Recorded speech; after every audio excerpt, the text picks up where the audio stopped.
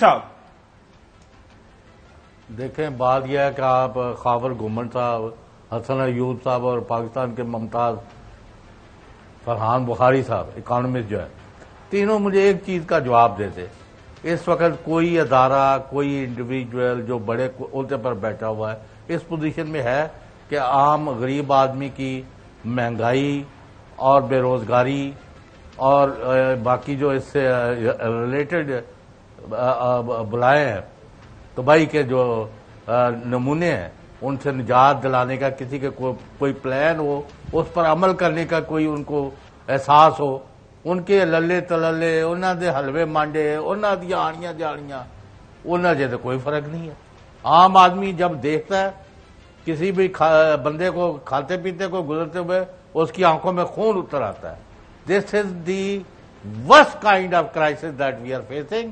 اور کسی کو کوئی احساس نہیں کہ عام آدمی کا کی کرنا ہے، وہ کوئی بہتری کرنی ہے کہ نہیں کرنی.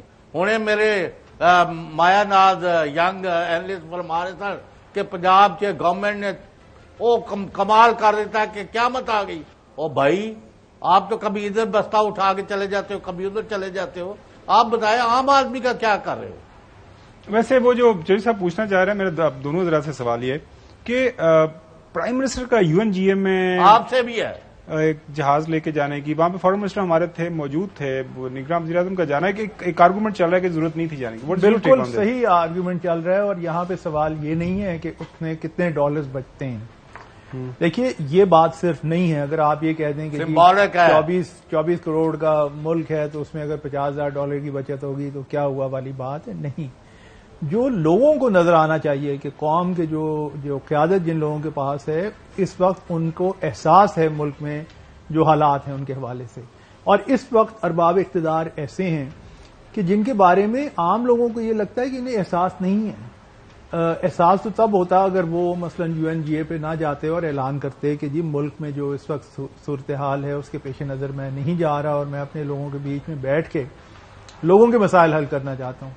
ایسا انہوں نے نہیں کیا. اگر کر لیتے ہیں تو میرے خیال میں میرے خیال کے مطابق کچھ جانے کا کوئی نقصان نہیں ہے. سائڈ لائن پر میٹنگز ہوتی ہیں پرائم منسٹر کی، صرف انہوں نے خطاب نہیں کرنا ہوتا. آپ خود کئی دفعہ آپ نے دیکھا ہے کہ جو ایون کے پرائم منسٹر جب عمران خان صاحب تھے تو وہ بھی ایک خطاب تو انہوں نے کیا ہی کیا تھا، لیکن سائڈ لائن پر میٹنگز کرتے تھے. الیکٹڈ چاہے وہ بھی ہے، لیکن آپ نے آگے دیکھنا ہے نا، اپنے حالات دیکھنے ہیں. شاید سعودیز کے ساتھ کوئی بات کریں، کوئی فیول کی پرائسز جس طرح بڑھ رہی ہیں، اس حوالے سے کوئی اقدامات کر سکتے ہیں. تو جانا امریکہ جا کر وہاں پر جا کر یو این جی کا اٹینڈ کرنا وہ اتنا بڑا مسئلہ نہیں ہے. لیکن ہاں، ان کو سوچنا چاہیے، فکر کرنی چاہیے عوام کی مشکلات کی، اور اس کو حل کرنے کے لیے آؤٹ آف باکس کوئی سولوشن نکالنا چاہیے. بلکہ میں بخاری صاحب سے پوچھنا چاہوں گا کہ کچھ مجھے لوگ ملے تھے ابھی کچھ دن پہلے جو ریئل اسٹیٹ سے ریلیٹڈ تھے، وہ کہتے ہیں جی کہ ہمارا سیکٹر اگر آپ اٹھائیں، گورنمنٹ اٹھائے تو آپ دیکھیے گا کہ جی کافی لوگوں کی جو ہے نا زندگی میں آسانی آ جائے گی.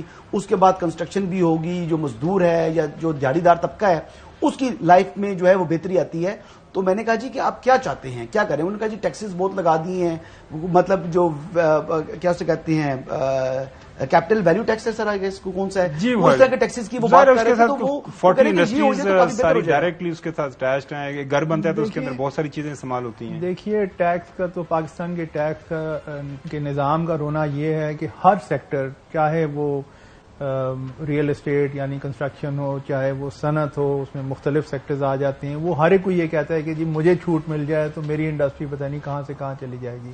مجموعی طور پہ معاملہ یہ ہے کہ پاکستان میں کوئی 1 سے 1.5% آبادی ان لوگوں کی ہے جو کہ ٹیکسز دیتے ہیں، یعنی اپنی آمدن پہ ٹیکس دیتے ہیں. اب سوال یہ، اور یہ پرانا سوال ہے، یہ کوئی نیا سوال نہیں ہے، کہ جی پاکستان جیسے ملک میں بظاہر کئی لوگ ایسے ہیں جو کہ ٹیکسز نہیں دیتے یا اپنی استطاعت سے بہت کم دیتے ہیں.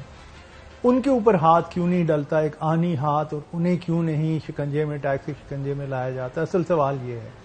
باقی سیکٹرز کا تو آپ ہر سیکٹر کے بارے میں آپ یہ آرگیومنٹ پیش کر سکتے ہیں، چاہے وہ کنسٹرکشن ہو، چاہے وہ انڈسٹری کا کوئی پہلو ہو. آٹوموبائلز والے آج کل بڑا کہہ رہے ہیں کہ جی امپورٹس میں جو کٹس ہوئی ہیں اس کی وجہ سے ہمیں بہت نقصان ہوا ہے، اتنے لوگ ان امپلائڈ ہو گئے، اور اگر ہماری صنعت چلتی رہتی اور اس میں گروتھ ہوتی تو شاید کچھ بہتری ہوتی.